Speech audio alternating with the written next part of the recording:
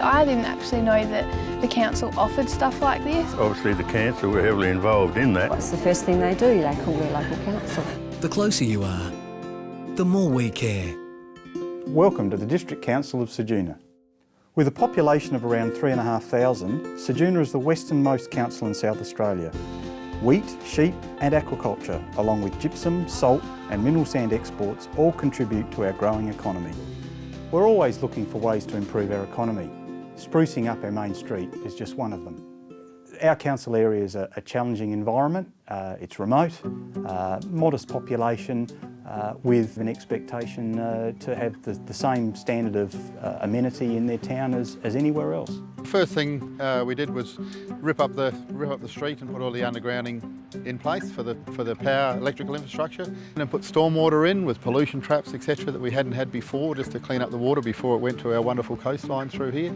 And then we did different stages of the street. The state government was very generous with a Places for People funding, and with that money and council money we were able to pick up Best Regional Main Street for South Australia last year. So got a wonderful trophy here to show for that, and yeah, very proud of that. I suppose from a town point of view and townspeople's point of view, I think they're extremely proud of the fact that when visitors drive into the town, as compared with perhaps 10 years ago, they'd go, gee, doesn't this place look great?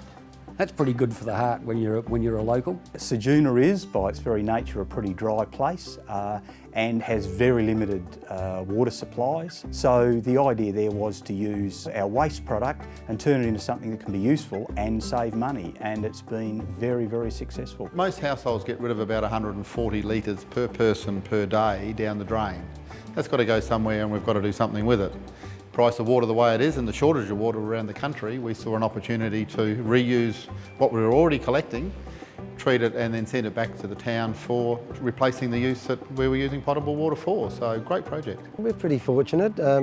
We've had to use water courtesy of SA Water for many, many years, and that's, as you know, the price of water is going up, and so we've been fairly frugal, but our bills and what have you, that to keep the oval looking as best as we can, it's costing anywhere between $8,000 and $15,000 a year, depending on what rainfall you've had throughout winter. And that's where councils would come into the fore. A number of funding sources are largely council, federal government, Water for the Future funding.